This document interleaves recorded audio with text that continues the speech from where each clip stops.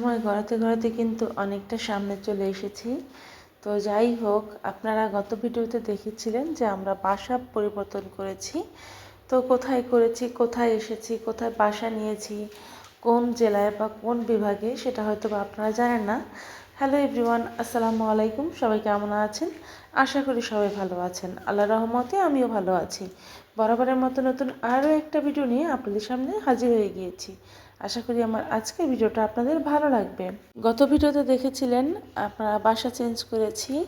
তো কিসের জন্য করেছি অল্প কিছু আপনাদের সাথে শেয়ার করেছিলাম। তো যাই হোক না কেন, আমার বাসা চেঞ্জের যে ভিডিও আপনারা অনেক বেশি পছন্দ করেছেন। তো ভাবলাম যে নতুন বাসাটা আপনাদের সাথে একটু দেখিয়ে দেই।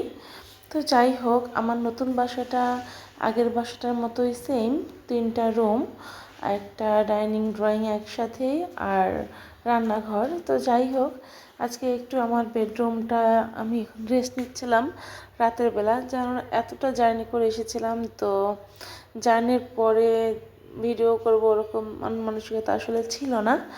তো যাই হোক না কেন, এখানে চাটা খেয়ে রাতে ঘুম দিয়ে দিয়েছিলাম, খুব বড় একটা ঘুম।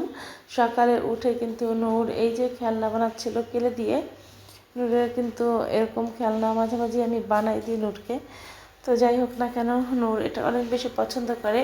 তো যাই হোক, এখানে এসে 2 দিন পরেই কিন্তু নূরকে স্কুলে ভর্তি করে দিয়েছি। এটা একটা শিশু একাডেমি। এখানে ছোট ছোট বাচ্চাদের অনেকভাবে খেলার ছলে সব জিনিস শেখানো হয়। প্রথমে এখানে 2.5 ঘন্টা ক্লাস ওদের। তো ক্লাস বললে ভুল হবে, তো আধা ঘন্টা খেলাধুলার জন্য, যে বাচ্চারা এসে সকালে একটু খেলাধুলা করবে, যাদের মাইন্ড একটু ভালো হয়। এরপরে কিন্তু ওদের ক্লাস শুরু হয়। তো যাই হোক, যেরকম ছোট ছোট বাচ্চা ওরা, ঠিক ওভাবেই ওদের ক্লাসটা নেওয়া হয়।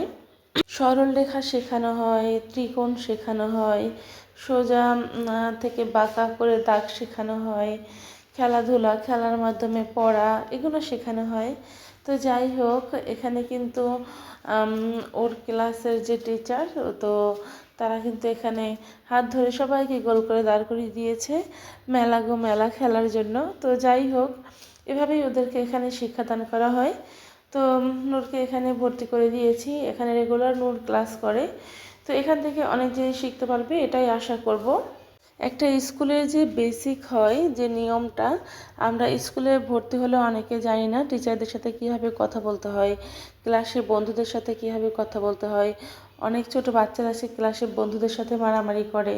তো এখানে কিন্তু এইটা আসলে মেনটেন করার জন্যই ওনার টিচাররা ওদের এভাবেই শিক্ষাটা আসলে দান করে। তো যাই হোক, ওদের এখান থেকে একটা নূরকে বই আর একটা খাতা দেওয়া হয়েছিল। তো ছোট মানুষ যেহেতু ওই পাশের রুমে খেলাধুলার একটা কিছু দেখেছে, মানে খেলা করার মতো জায়গা, তো নূর কিন্তু সেখানে বারবার খেলতে যেতে চাচ্ছিল। তো ওর মিস কিন্তু ওকে বারবার বুঝিয়ে দিয়েছে। তো যাই হোক, ওর ক্লাস শুক্রবার দিন বন্ধ। তো সেটা ভেবেই কিন্তু আমরা এখন চলে এসেছি আমাদের বাসায়। তো বাসায় আজকে আমার আম্মু পিঠা বানাচ্ছিল, তো কিছু রান্নাবান্নাও করেছে। তো যার কারণে আমি নূর দুজনেই চলে এসেছি। তো এখানে এসে কিন্তু বসে পড়েছি পিঠা বানাতে। আপনারা এটাকে কি পিঠা বলেন জানি না, তো আমাদের এখানে কিন্তু এটাকে পাকান পিঠা বলে। তো এই যে সাজ দিয়ে, মাটির সাজ দিয়ে সুন্দর সুন্দর করে ডিজাইন করে নিচ্ছিলাম। তো এটা খুবই সিম্পল, মাটির সাজে রেখে একটা চাপ দিলেই কিন্তু অনেক সুন্দর ডিজাইন হয়ে যায়। এই সাজগুলো কিন্তু অনলাইনে কেনা হয়েছিল। তো যাই হোক, এই সাজগুলো দিয়ে পিঠা বানানো অনেক বেশি সহজ। হাতে কিন্তু ডিজাইন করতে গেলে অনেক সময় লেগে যায়। তো যখন বেশি পিঠা বানানো হয় তখন কিন্তু চাইলে এভাবে আপনারা সাজ দিয়ে ডিজাইন করে নিতে পারেন। এই তো সুন্দর একটা ডিজাইনের পিঠা হয়ে গিয়েছে। তো এরপরে কিন্তু আমার বোন সব পিঠাগুলো ভেজে নিয়েছিল। তো দেখেন কত সুন্দর লাগছিল পিঠাগুলো যখন সম্পূর্ণ ভাজা হয়েছিল। এখানে অনেক বেশি পিঠা বানানো হয়েছে, কারণ বোনের শ্বশুর বাড়িতে দেওয়া হবে, যার কারণে। তো সবাই মিলে পিঠা বানাতে কিন্তু অনেক বেশি ভালো লাগে, যেহেতু বোনের শ্বশুরবাড়ির পাশেই। তো আমাদের বাসায় যেটাই যখন বানানো হয় তখন কিন্তু তাদের সাথে সেটাই শেয়ার করা হয়। তো পিঠাগুলো অনেক বেশি সুন্দর হয়েছিল। আর এই পিঠাগুলো সম্পূর্ণ দুধে ভেজালে কিন্তু অনেক বেশি মজা হয়। আমরা এখানে কিছু পিঠা দুধে ভিজিয়েছিলাম আর কিছু পিঠা চিনি দিয়ে ভিজিয়েছিলাম। তো যাই হোক, এটা আমার কাছে অনেক বেশি ভালো লাগে। তো এদিকে কিন্তু পিঠাগুলো খুব সুন্দর করে ভেজে এরপর দুধে ভিজিয়ে দেওয়া হবে। আর আমি ভাবছিলাম যে এটা একটু ছবি তুলি, তো আমার আম্মু পাশ থেকে হাসছিল যে পিঠা নিয়ে ভিডিও করার কি আছে। তো যাই হোক না কেন, পিঠা বানানো কমপ্লিট করে এবার কিন্তু দুপুরে রান্না বান্না ছিল। এখানে মুরগি রান্না করা হয়েছিল, পোলাও আর সালাদ, ভাত আর মাছ, তো ভাজি, ডাল, এই তো এগোনাই। তো সবাই মিলে দুপুরের খাওয়া দাওয়াটা খুব মজা করে করেছি। আর একসাথে কিন্তু পরিবারের সবাই খাবার খেতে অনেক বেশি ভালো লাগে। এখানে আমি একটা প্লেট নিয়ে নিয়েছিলাম। তো এই প্লেটটা আমার কাছে অনেক বেশি ভালো লাগে, তো এই জন্য আমি এই প্লেটটাই খাবার খাই মাঝে মাঝে আসলে। তো সব কিছু মিলিয়ে আলহামদুলিল্লাহ, খাবার তেমন একটা খেতে ইচ্ছে করছিল না, কারণ এক জায়গা থেকে অন্য জায়গায় আসলে কিন্তু খাওয়ার প্রতি রুচিটা একটু কম হয়ে যায়।